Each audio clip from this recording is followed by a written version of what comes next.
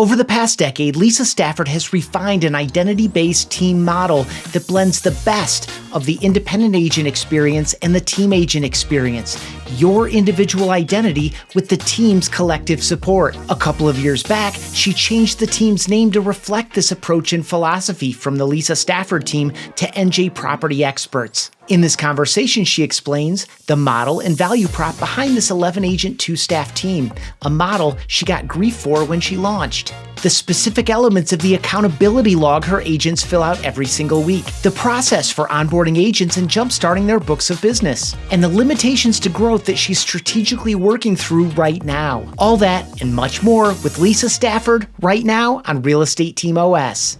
No matter where your business is today or where you want to take it, you'll get there faster and more profitably with an operating system.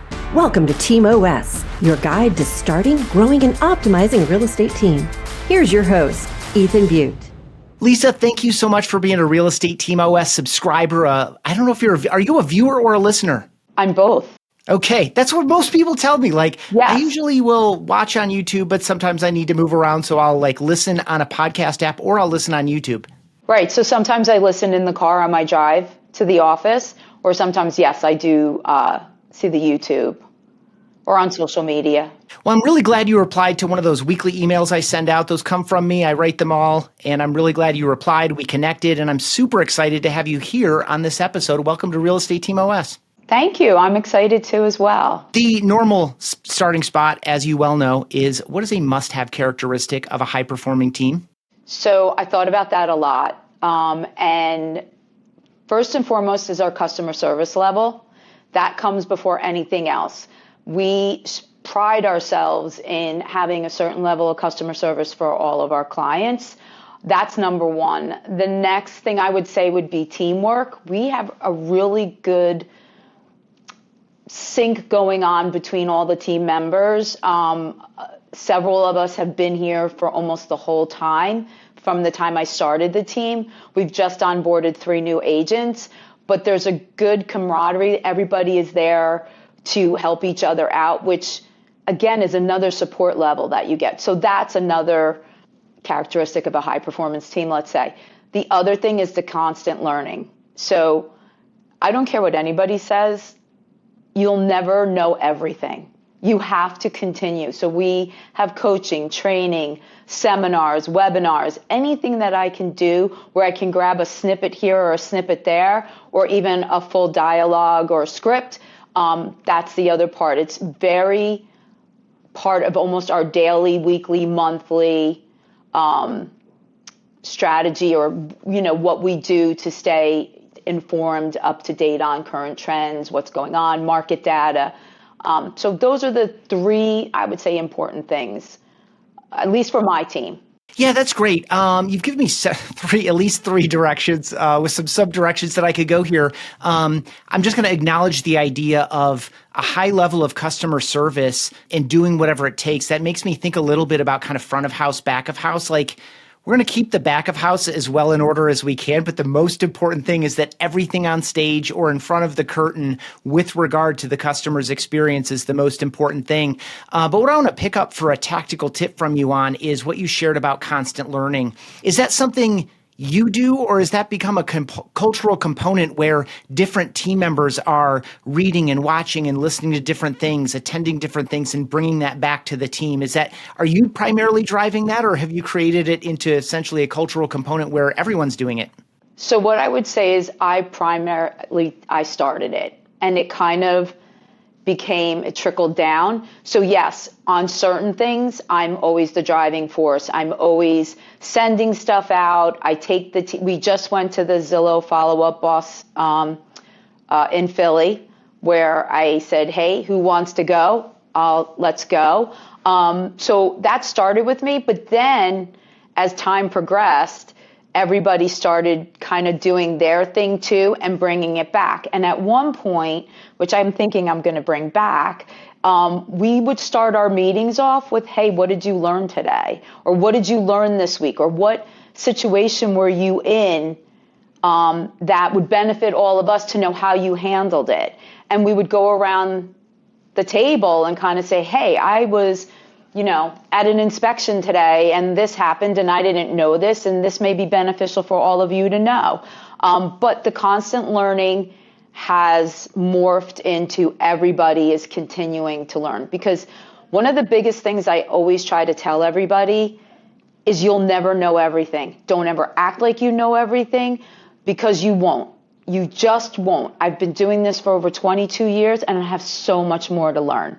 So to answer your question, yes, it started with me and now everybody kind of does it. Quick promotional message for folks watching and listening. Those success summits we're taking them across the country. They're like, almost a full day thing with tons of different education and programming. So really glad you made it over to Philly for that one. And we've got several cities on the list for the rest of the year here. Share a little bit. You mentioned that you've been in the business for a couple of decades. It's been in a variety of iterations. You've been an agent.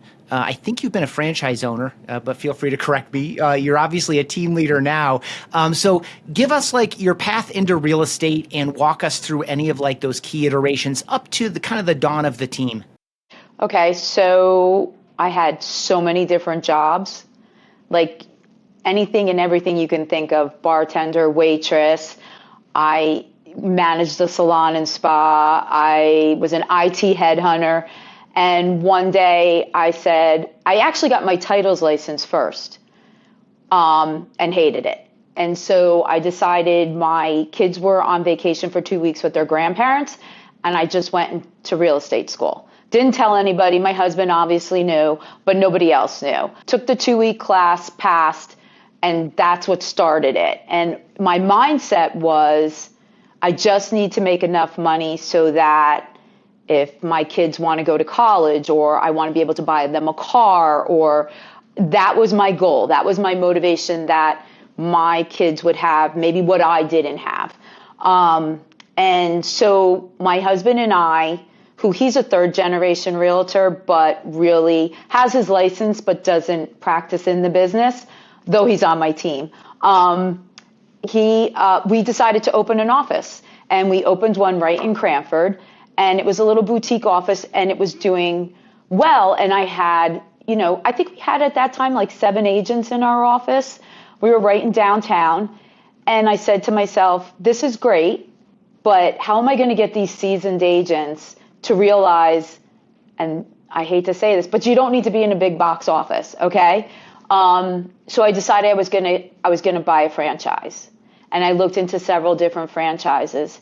And at that time, the manager of Coldwell Banker in Westfield, Michael Scott, reached out to me, and he said, listen, you just need to meet with me. And I go, not going to Coldwell Banker. It's not happening. It's not coming. Don't waste your lunch. Don't waste your money.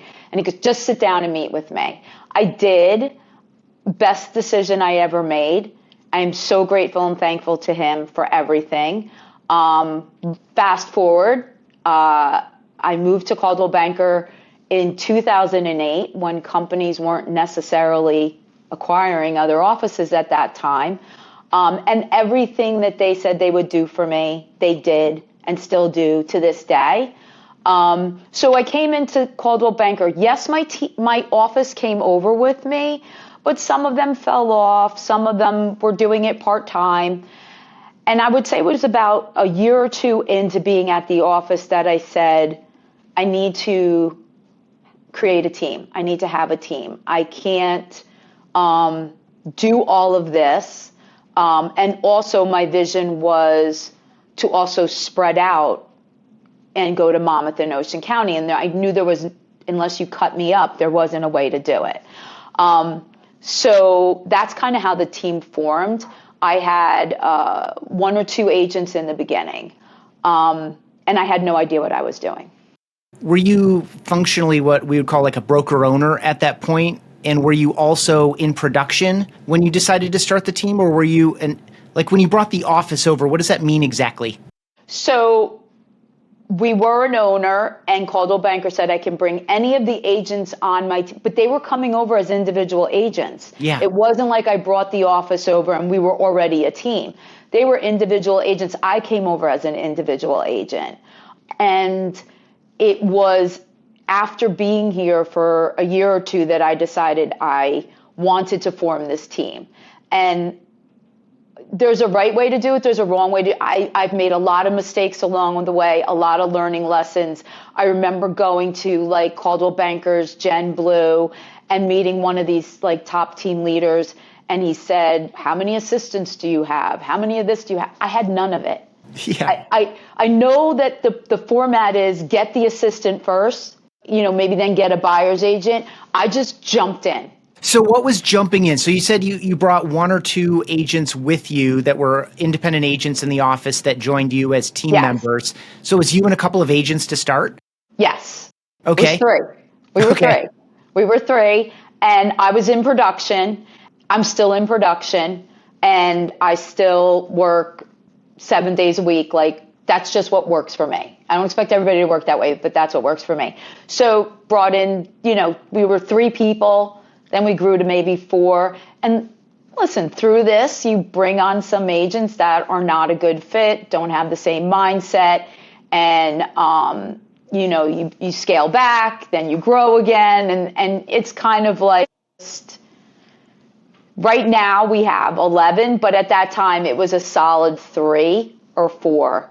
What was your, promise to them, or what was their expectation? Like, why was someone joining your team?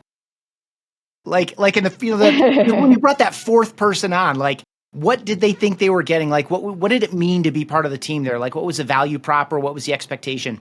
So my team has always been run differently. I don't have buyer agents. So my philosophy when speaking to someone to say, hey, let me tell you about my team structure, always was, you're going to maintain your own identity. You get that listing appointment and you get that listing signed, that goes in your name. That's not going in my name. So anything you see in my name is my production. So at that time when teams were becoming more well-known or being declared, let's say, agents didn't necessarily want to lose their identity, but they like that support system, especially if you're in an office of 200 agents, you're going to get lost in the shuffle. You're going to come in, everybody has the best intentions to spend time and train and coach and do all of that, but they just can't because they have to prioritize down the list of who needs what. So what you were able to have on my team was one-on-one with me. Coaching, training, shadowing me. Any situation you were in, you had access to somebody who had years in the business that maybe could guide you. Bounce ideas off. Going on your first listing appointment, bringing me in with you. I wouldn't take over the listing appointment. I would just sit there and jump in if it was needed, but always supporting that team member and not going in and talking about me. So the other thing is, hey, if it doesn't work, you have your own identity. When you go off on your own and you want to go in front of that seller or you want to have that buyer agent consultation and they go, well, what have you done in the X amount of years you've been an agent? They have nothing to their resume, but on my team, you do.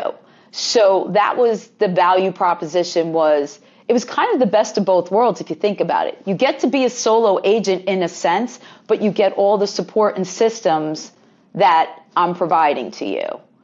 And I actually really get passionate about helping them get to that next level. That was the other thing. If you're stuck at a plateau, like I've had seasoned agents that have been in the business 12 years and just were stuck, come try it.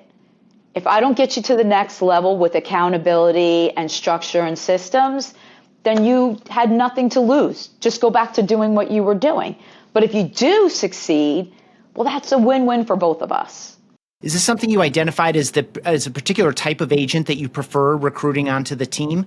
One of these folks who's stuck? And even if the answer is no, what does stuck mean? Is stuck like I've plateaued at selling, one house a month and I really want to do, I want to get to 30 units a year or something? Is it I'm just kind of burned out? I'm kind of bored, like my production is good, but like I'm bored, I feel disconnected or lonely. Like what does stuck mean, and what share of stuck agents have been kind of good team members for you? So the first question, yes, you would like a seasoned agent because they can almost hit the ground running, and then you just have to show them some systems and some structure and accountability. Accountability is huge. However, they come with bad habits. And new agents are kind of like, you can give them the structure to not go into those bad habits. I wouldn't say I gravitated towards just a seasoned agent. It was coachability and also had to be a good fit for the team, right? Because I think of all of us as a whole, and I don't ever want to bring in one person that's going to be disruptive to, let's say, the 5 that have been here the whole time. So it has to be a good fit in that sense. Now, the second question I think you asked me was, what does stuck mean? So stuck. So maybe you got your real estate license and then you started a family, you had kids, you were, doing a deal here or there, maybe 5 deals a year. Now the kids are older, they're in school, and they don't know how to kickstart their career. That's one form of stuck. So what I would do is, you have some transactions behind you. You kind of know what you need to do. Now I'm going to hold you accountable. I'm going to give you some structure. I'm going to give you some systems. There was a thing, I'm going to segue off, I'm sorry, but everybody was saying when the market was changing, you have to go back to basics. A lot of agents don't know what back to basics is. They have no idea because either they got their license during COVID and they were new and they don't know basics, or basics was so long ago that maybe basics back then wasn't the basics we know today, right? I mean, if you had not to date myself, but when I got my license, there was no email. I think fax machines were just coming out, right? So it's like, what's back to basics, to someone? It all depends. So if you were someone that said, hey, I'm doing 6 deals a year, I want to double it, I want to triple it. If you show me the map of how to do that, I'm in. If you help me, I'm in. Now, my 22 years of business and my 6 or 7 years of having the team, I've kind of gone through a lot of things of systems to see what works and what doesn't work. So they're gaining my knowledge of not having to go out and go, I'm going to buy this, I'm going to buy this, I'm going to try this, I'm going to try that. And then, hey, I've already tried all of that. I've already done all of that. Come here. This is a well-oiled machine. I'm going to train you on this. I'm going to show you how to do this. And agents on my team, even from the first agents, have to give me what's called an accountability log every Monday. And that shows me everything they've done for the last week. And it shows that they actually went in to organize the information for you, right? Which is also a pre-accountability step. Right, but not only that, if I see it's the same thing and you're just changing the date at the top, we have to have a conversation. If I see you're doing all of this and all these man hours and nothing's clicking, we have to have a conversation. But one of the things I've noticed with a lot of agents through this journey is they don't track anything. They don't track their numbers. And I remember one of the first coaches I had was like, what's your numbers? And I was like, I don't know. What are my numbers? So that's something over the years that I've like, you have to, if you don't know your numbers, how do you know where you are? And then what everybody worries about circle of excellence in like September and they find out they're a unit short or they're this short, track your numbers all the time. So stuck could mean, going back to that, stuck could mean that. What are some of the key elements? What are like the top 3 to 5 things that people need to report every week? What's on that report? So what was your win for this week? And what didn't you do this week that you should have done, that you're going to get done by next week? So those are the 2 top things. Then it's, I do my business planning with them, and it's your market, your market calendar, what are you going to do to pop by to your clients? It's all that's laid out. So if somebody says, oh, first quarter, I'm going to go do this, and I know it's the end of February, and you haven't wrote on your log that when are you going to put this together and do it? So holding accountability for that. Then how many listing appointments have you gone on? How many buyer's appointments? How many interactions? The biggest thing is, how many conversations did you have? That's huge, and that's on there. And if you're not having the conversations, then obviously nothing else is going to happen. And then it's also your mindset, like on a personal level. What are 3 things that you want to change on a personal level to put you in a better mindset? And if I see like someone saying, oh, I want to go to yoga, or I want to go do this, or I'll be like, let's all go. We're going to all go to yoga, or we're going to go here. Or I try to push them. They haven't forgiven me yet about taking them to the ropes course. They keep telling me they will never do that again. But it was great team bonding, and it got people out of their comfort zone, which is where you need to be to make phone calls. You have to get out of your comfort zone. And tracking their numbers. So it shows what your goals are, it shows where you are year to date, and it shows what you need to do to reach your goal. And when you see that weekly, I feel like it pushes you. I have to stay in tune, though, with the agent that maybe isn't hitting their goals and finds this to be almost work against them. Like, oh, I'm so far away. Why try? So it helps me specify with each agent where I need to focus on with them as well. Really good. I love that balance of qualitative and quantitative. Some of it is just quantitative roundup information, but a lot of it is qualitative, like reflection, and allows you to understand where they are and gives you more puzzle pieces to work with as you figure out what they need to hear, what they need to be driven, or how they need to be driven or supported in the week ahead. And I love that, just that constant rhythm of it. Before we get any farther, I'd love for you to characterize your team today. I think you said 11. I don't know if that's 11 people or 11 agents with some support staff. What does the team look like today? And then we'll probably double back into some of what you've already shared. So I have only one support staff. That's a transaction coordinator. There are 11. Like I mentioned earlier, my husband is on my team, but not active. So the team today, we have most of the agents are seasoned. We have 2 brand new agents that onboarded, and then one that's about a year and a half in the business. So that's the team today. We are very in sync with each other, and I think that comes from our monthly meetings, our weekly meetings, and it's not always all about the numbers. We actually generally talk to each other, know about each other's families, know about each other's kids, spouses.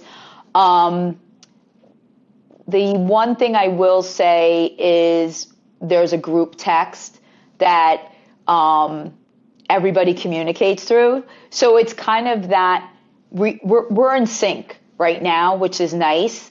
And I like it when it's like that. I feel also, too, I have to say this, whenever you bring a new agent on, everybody is kind of like treads lightly until it's almost like the new kid in school. Yeah. But everybody is always, one of the things I say is our culture is we're there to help each other within the team.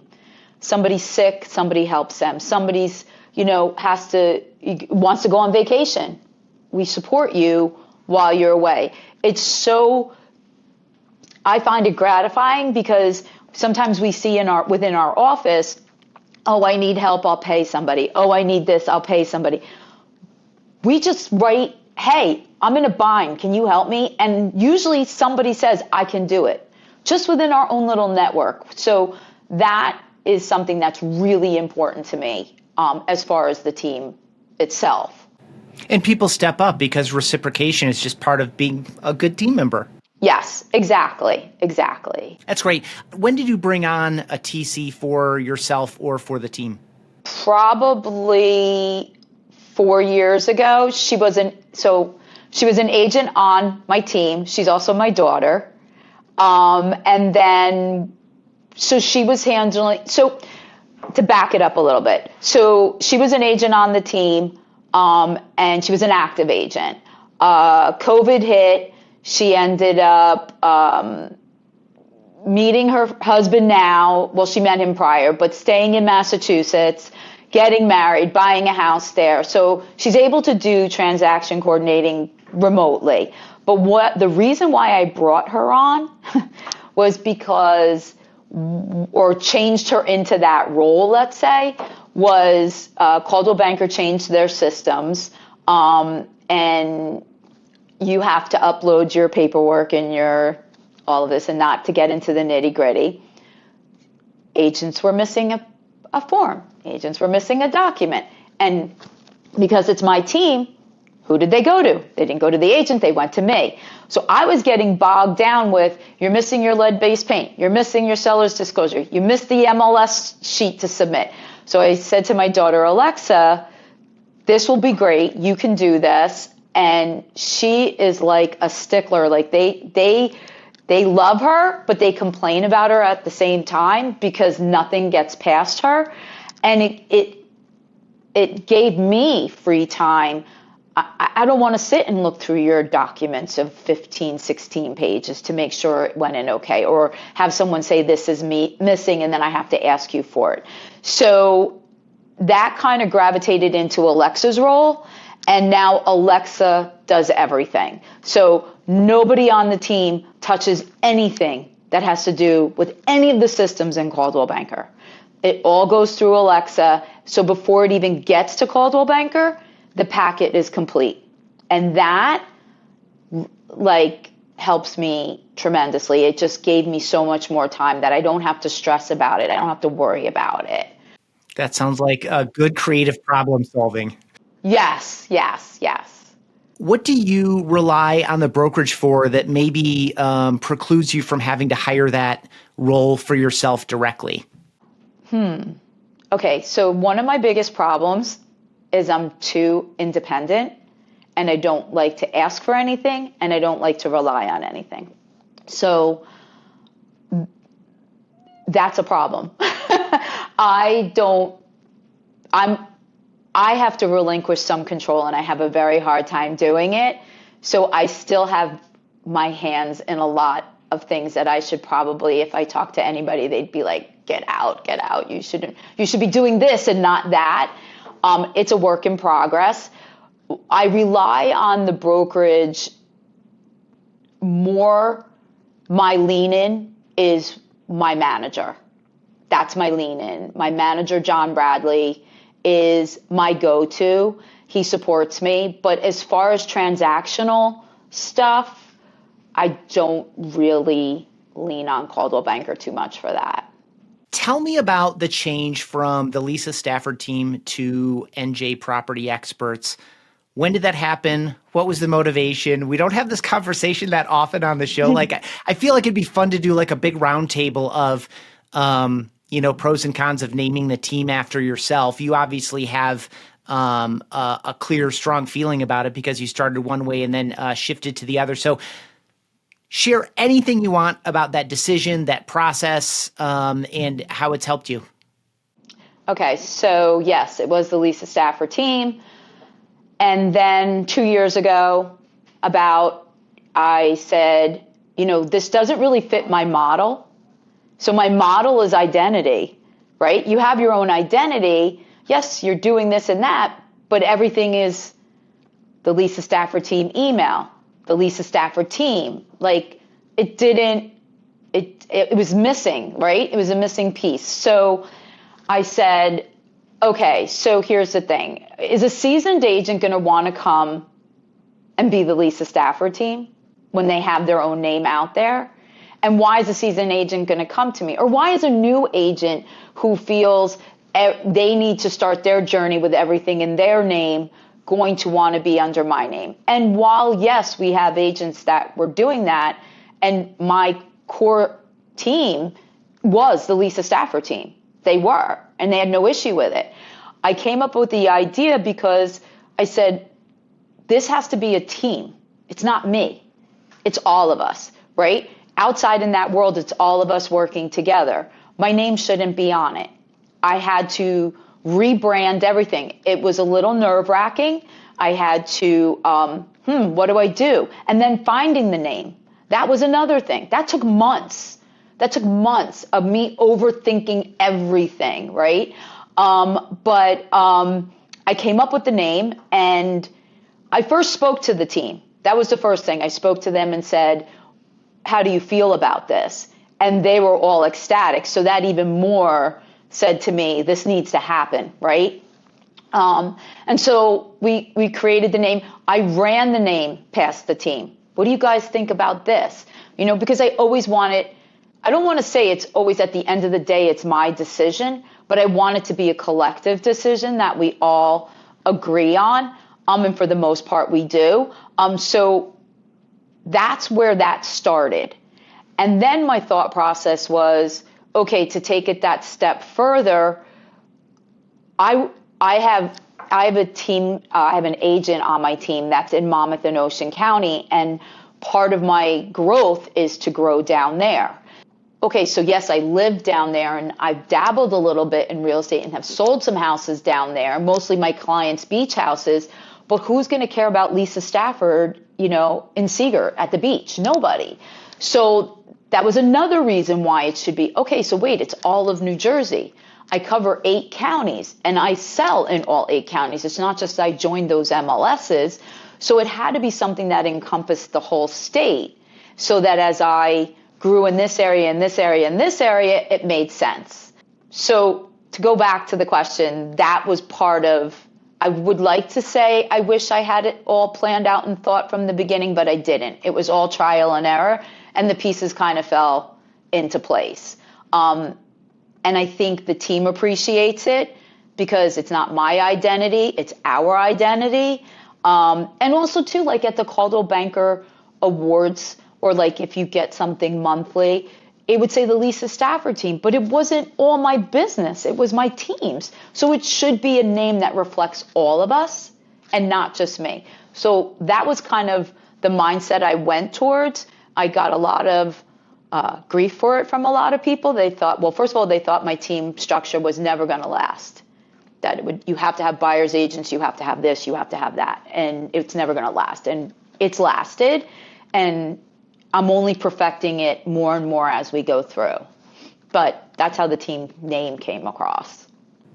I love that. I love a couple key pieces, of course, which are, this is about all of us. I also think it's interesting that you're building a brand that can outlive you personally, not like in a like life or death situation, but like right. If you choose to walk away, you can walk away, and it still has a strong, like there's a lot of promise in that brand name. Yes. In addition, the geographic expansion you're talking about, I think, is critical as well. I think some people could spend their way to some amount of relevance in a brand new market, or, you know, someone could argue that there's a freshness about a, you know, Lisa Stafford, who's that, you know, when the signs start going up in the yards and things. But like at the same time, I think geographic expansion in terms of where you're actively practicing and where the team members are on a regular basis is another compelling reason to make a bigger promise than one individual's name. Right. Yeah, I like that for a lot of reasons. I also think it fits the same reason, well, the way that you're building the team. And so you described it a bit as a model. Talk a little bit about that grief, and talk a little bit about that people gave you about your model. How would you describe your model, and where was the grief coming from as you started to push forward with what you thought was the right way to build your team?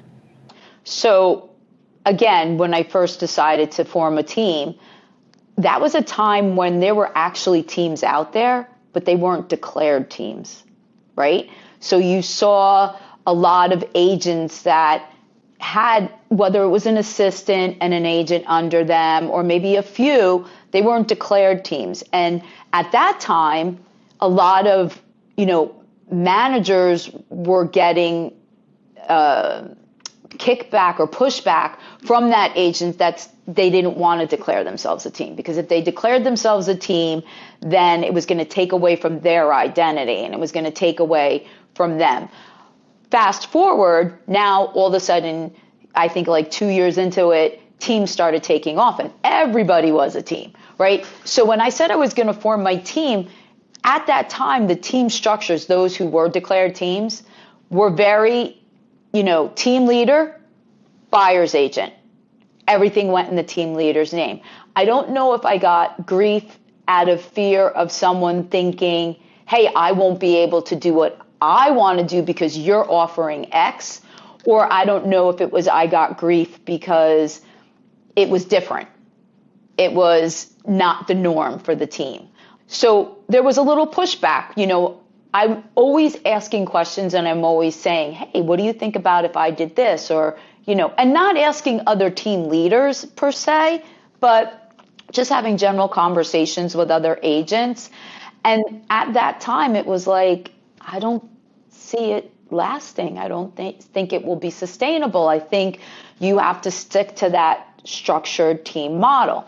Now we're in 2025, and I could probably name several teams that are structured like mine or morphed into some other type of where it's not just team leader business buyers agents. There's plenty of those teams out there. Don't get me wrong. They are the mainstream teams, right? Especially the mega teams. That is a totally different team model and just different, right? Now it seems to be, hey, maybe I'll start a team and I will we'll be sales partners or we'll whatever we label it as, and they're out there. But I think the grief in the beginning was the unknown. I think people weren't saying it won't last to be mean or kind of poo-poo on my idea, let's say. But I think it was, hey, no one's done that at this time. Why are you going to rock the boat? Like, why are you going to try something different? Why don't you just do what everybody else is doing and you'll be successful? And I just had this idea that it just wasn't about me. It's just not about me. It's about us. Actually, looking back how we've morphed into this new name, this whole experience has been where I originally wanted to start. Just my process of getting there was a little different. But I don't know. I just think it wasn't the thing to do at the time. And that's, why they probably felt that way. Yeah, and so the time, just for reference, was 2015, 2017, in that window there. In that window, yes. Yep. Yeah. And we would have our numbers come out, right, for rankings within the team. And you'd go, oh, my gosh, how's that person doing all that? And there are agents that do that. But then you would find out, oh, but there's 4 people behind that person. They should be declared a team. But it's all right. It all works out. Yeah. For folks watching and listening, I did a conversation with Mark Adams at Real Trends. He's SVP of Housing Wire Real Estate Group, which includes the Real Trends ranking. So we have a very extensive conversation about how they defined agent versus team, and we got into some of this stuff. Like, are they trying to produce business? Are they what's a small, what's a medium, what's a large, what's a mega, all that stuff. And it's tricky because, again, there are everyone is kind of doing their own thing. When someone seems to get some momentum, some other people start to kind of mimic or model that, but maybe add their own flavor to it. And I think the one thing that's proven out is some of the elements that you've offered here, Lisa, are the keys to doing it successfully, no matter how exactly you do it, which is a focus on the customer above all, period. That's where it's at. And then, giving agents what they need, some accountability, some training, support, et cetera. And then figuring out who are the right people to be around here and what is it like to be around here, some cultural components, and making sure that we find people that match the cultural components. I think if you get those things going, that you can be successful. I think the other thing that we have not talked about that has been key to kind of a more traditional model is a lot of lead gen, typically paid lead gen or online lead gen, whether that's organic or driven by social or whether it's paid advertising. My guess is that a lot of your personal business and a lot of the business of the team early on was just in relationships and network and database. Is that the case? And if so, how are you helping brand new agents? Because you've had a few of those now, build their books of business. So yes, most all of my business is referral, past clients, sphere of influence. And again, the agents that have been on for a while, they also have that. What I do have, though, is we do participate with Zillow. So I don't take any leads from that. That gets round robin to the team. There's extensive training on before you can take a call, because every call is important. So anybody new coming on gets that opportunity to kickstart their business. I had an agent that came on about a year ago. She'd been a realtor for about a year and a half or so. And she just needed that kickstart. And she took a couple of leads and converted them. We have a new agent that just joined that has a deal in escrow now. That was from one call so there is the Zillow component of it. There's also, if I have a listing, you do my open houses, you have an open house opportunity. The problem is our inventory is so low, but I wish it was a little bit more. But you have the open house opportunity. If I have a lead that I can't, service or have time to meet with them, or my timing is not right, they'll also benefit from that lead. I do pass off leads to people, referrals and stuff like that. So that's how they can get started in the business. And it's also that accountability component, right? Anybody could pick up a phone and take a lead. It's the training and all of that goes with it on how you convert that lead. That, let's say you're a single agent, you just became an agent, you have money, you pay for Zillow, you get those calls and you convert nothing because you've had no coaching training and no accountability. The biggest question is, how many times should I contact somebody before I give up? Well, don't ever give up. Keep contacting them, right? But if you don't know that, or you're not taught that, so anybody kickstarting will get, the open house leads from Zillow, sphere of influence, and also telling them how to create their database. Because I'm going to tell you right now, if somebody told me 22 years ago how to have my database and my sphere of influence, it wouldn't have been so difficult 7 years into the business to organize it. So just from becoming new and adding to it each time is so easy for them. I had to go back and put it all together, or then it's like putting it, I've tried every CRM that's out there over the course of my career. We have Follow Up Boss, which is the most user friendly, I have to say, but putting everything into Follow Up Boss. Anybody starting off new who joins the team has Follow Up Boss from the start. I can't make it any simpler for them, So for a new agent, I think that I know that's how they get kick-started. If you're actively recruiting, what does your recruiting and onboarding process look like? Because you're in that that zone where, and I feel like I kind of know your answer because of the way you described yourself about 20 minutes ago, but being involved in all the things. But to the recruiting side, not what are all the things you're doing to bring. But what does that look like in general? But more specifically, something I would love a little bit of detail on, because of the size of your team. It's not like you have, a sales manager who's doing all of the onboarding and training and active coaching. You're doing all of that while running your own business as well. So what does onboarding look like in particular at this stage of the team, and what kind of folks are kind of coming into whatever that experience is? So again, you're right. I do everything, which I need to change. It depends. No, if the growth continues, there needs to be a change, right? So for right now, the process has always been the paperwork side, all of that, that's Alexa. As far as the day-to-day activities, how to get business, how to get your database in order, that's me. So, for example, the two new agents, the first meeting with them, obviously recruiting them, bringing them onto the team, then having a meeting with them to see, okay, where are you exactly? What have you done so far and what do you need to do? So that's me.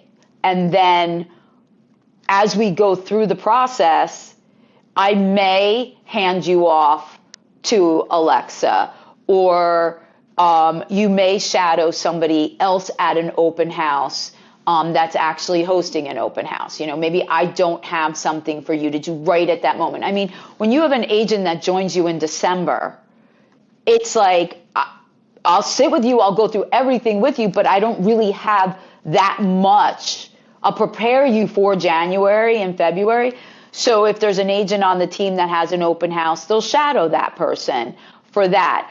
Back in the day, I mean, before COVID, you would just drive around in the car with me all day long and just listen. And just listen. I mean, because some of those conversations you can't plan, right? Or come and sit in the office with me and just listen to the conversations. It's like, I always refer to when you went to real estate school, they showed you how to fill out a contract. You didn't retain anything to the day you had to write your first contract. Right. Right? So it's like, I could sit here and talk till I'm blue in the face, but until you actually get into a situation, I can help you, but it's like going to go in one ear and out the other, right? I don't care how many notes you take. What are you going to go back to 50 pages before when something happens? So that onboarding process would always be shadow me, spend time in the office with me. Now it's a little different. It's more scheduled time. If you're new, it's let me take an analysis of where you are. Let's take inventory of what you need to do. It's amazing. Like, you don't have a Zillow profile. You don't have any social media presence. You don't have a social media business account. So it's like that basic stuff. And then going on to your database and your sphere. If you're seasoned, you kind of hit the ground running a little bit. It's more systems and processes is within the team. And then really where I tend to shine is when you have a problem, right? Like, my biggest thing is, don't try to figure it out yourself because you don't want to bother me, and then you don't do the right thing, and then you come to me anyway, because then I can't fix it. Right. Then I can't help you. So bother me all day long. I'll never be bothered. But if it's something where it's that important that you have to make a decision and you're just going to wing it, come to me, because more than likely I'll know the person on the other side, the other agent, or I'll have some type of relationship, or I'll fix it. I look in this business, and I don't mean to go off on a tangent, but like I said, there's always things that we can learn. We don't know everything. And I don't care if you've been in the business 5 years, 20 years, 30 years, you're not better than anybody else. And sometimes these newer agents get treated so poorly. And one of the things I say to them is, you're now on my team. I have your back. So if something happens or doesn't seem right, come to me. That's where I am the most useful in this whole thing. You can Google it. You can go on to any coaching site. Here's what I need to do. Here's my script. But I'm holding you accountable. I'm practicing. I'm role playing with you. And I'm there when you get yourself jammed up. I'm here to help you. Something I'm curious for you about is, you've said a couple of times now, I need to maybe change that. What is your plan for the next, or what is your goal for the next, 12 to 36 months with regard to the team in general? Not what is your production goal, but what do you want this thing to be? Do you see yourself continuing at this pace and keeping great people around you and continuing to balance your time between all these different demands of your own production? And, when the right fit comes along, I'm going to bring them in. Or is this you know what? I'm going to actually put my hand up and say, hey, if you want to be a part of a team that operates this way, come on over, and then actually have to maybe build an onboarding program and, some of these other things. I only drew two paths. There are multiple, but where do you see this going over the next maybe 12, 24, 36 months? So one of the things that I'm trying to do is not repeat what I've done in the past. Right? Which is try to control everything, try to handle everything, because you can't, and something gets lost somewhere. So yes, the goal is to, as this grows, and especially if we grow here and in Monmouth and Ocean, I have to bring somebody on board. My problem is that I have to relinquish control, and it has to be the right person that can gel with me a little bit, or kind of understand the way I am, so that they can have a little patience with me. I believe me, when I relinquish the control, I feel great, I feel wonderful. It's that part of doing it. So down the road, yes, to bring someone in. Do I have a plan of how to execute that right now? No, I don't. It's something that is in the process that I'm working on and trying to figure out how I bring that person in. Where is that person located? Because again, my office is Westfield, but I'd like to have a space down in Monmouth and Ocean. How do I do that? So that's why I haven't really done that or executed that yet, because I'm trying to figure out strategically where that person is. And it can't be remote. It has to be, you're here, right? So I think if I continued what I was doing today, we would get stuck. There would be no growth because something would have to give. And honestly, I like having production. I don't think I have the mental capability at this moment, of not being out there and working. If I'm not doing it, like I get into like total panic anxiety mode. It's not good. So if you take all of that and you say, okay, so she still wants to be in production, she still wants to work, how does she then can't grow? I then can't grow because something's going to break and I want to be ahead of it before it breaks. So in the future, yes, strategically figuring out how I want to grow, how big I want to grow. When I set this out, I never even thought I would have 10 agents. So it's a work in progress. I'm just trying to stay ahead of it. So to be honest with you, when I drive back and forth, I'm always on the Parkway. That's when I have these like brainstorms. I don't know. Like when my daughter used to work with me and drive with me every day, I would all of a sudden be like, write this down. She's like, why do you have all these thoughts when you're driving in the car and you don't have them when you're sitting at your desk? You know, I don't know what it is. So it is something I am working on. I'm trying to structure it out and figure out the best way to do it. And then how does that look? And what does my role become? Yeah, there's a lot there. I have a few ideas for you, but for the sake of time, we'll do that in maybe a one-on-one conversation. Because I want to ask you my 3 pairs of closing questions, which you may be familiar with. The first one being, what's your very favorite team to root for besides your real estate team, or what is the best team you've ever been a member of besides your own real estate team?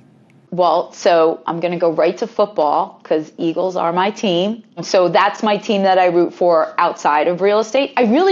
This is going to sound cheesy and corny, but I really mean it, Ethan. I root for everybody. Like I do want everybody to be successful. I'm not one of those, green with envy, jealous person. I kind of look at, okay, what should have I done better or what could I have done better? So if you want to root for a team, it's the Eagles. What is one of your most frivolous purchases, or what's a cheapskate habit you hold on to even though you probably don't need to? I don't really have a frivolous purchase. I don't. And I don't have I'm like right in I don't have a cheapskate thing and I don't have a frivolous purchase. Yeah. I like thought about this for the longest time. Okay, I'm going to totally change it on you. Sorry if it doesn't answer your question, but I got into this business so that I could provide for my daughters. So I could buy them a car when they turn 17 so they could go to any college that they wanted to go to. So I wouldn't call it frivolous, but I was able to pay for my girls to go to the colleges of their choices. And that's the only reason why I did all of this. That was it. So it didn't really answer your question because I don't really have one or the other. It fits with so many, sometimes people have just straight up frivolous purchases. Let's just say like an obscenely expensive car. But so many of the frivolous category wind up being like yours where, I bought this thing and it seemed like kind of extravagant or expensive, but it allowed me and my family to spend all this time together, for example. So it's like not so frivolous after all. Lisa, what does it look like for you? I think you kind of touched on this a little bit in the beginning. What does it look like for you to invest your time and attention in learning, growing, and developing? What are you doing? Or what does it look like for you when you're investing time in resting, relaxing, and recharging? Okay, so the first one is We are constantly training, seminars, webinars, coaching. It's constant. I'm reading books constantly. If I read a book, I'll send it to the team. I like to learn. It gives me this level of, if I've read something, I kind of feel better, right? Like I'm always wanting to know more and more and more. So as far as myself or the team is concerned, even specifically myself, it's constant learning. Like I said, webinars, books, seminars, coaching, bringing anything that I've learned back to the team, which I have to say too has become like a twofold. When the team sees something, they send it to me now. So it's kind of like worked out that we're kind of all out there and like we're sharing it with each other. And then I don't know if you want me to answer the second one. I go on vacation one time a year, and that's in January. My husband and I don't totally disconnect. I do work while I'm there, but we do go somewhere that's warm and sunny and get away for, I think it's like 10 days. That's great. Yeah. Lisa, if someone has made it here to the end of this conversation, they may want to learn more about you or about your team or any other things we covered. Where will you send people who maybe wanted to follow up on this conversation? So you can follow me anywhere on any of my social media platforms.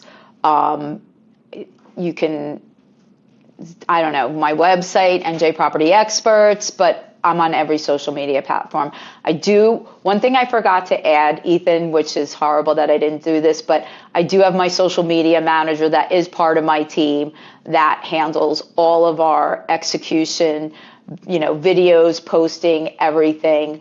So the reason why I have these social media handles that people can follow me is because of Madison. Yeah, if anybody wanted to, you can DM me. Any of those areas, you can find me. Shout out to Madison, and all of the links to those channels are right down below, whether you're watching on YouTube, listening in Apple Podcasts or Spotify, or watching or listening at realestateteamos.com, where you can do both of those things. I put descriptions right down below, and I link up all the things we talk about. Lisa, thank you so much. I really appreciate you, and I hope you have a great rest of your day. Thank you. It was great. It was wonderful. You too, Ethan. Thanks for checking out this episode of Team OS. Get quick insights all the time by checking out Real Estate Team OS on Instagram and on TikTok.